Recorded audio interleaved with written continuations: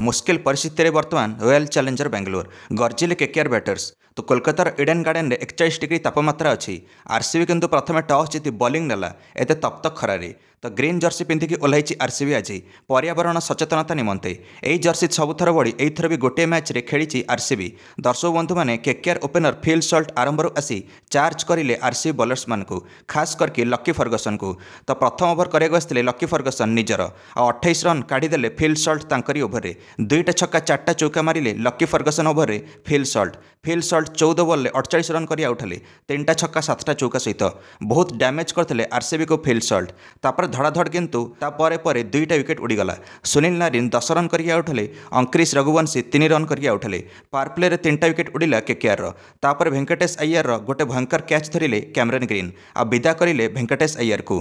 गोटे आडे रन भी आसुଥାଏ केकेआर आउ गोटे पटे आरसीबी विकेट भी नौथाए, जेउठी लकी फर्गसन निज प्रथम ओभर 28 रन खाइथिले किंतु पर बाकी 3 ओभर आसी नहीं गले गोटे विकेट आ मात्र 19 रन देले।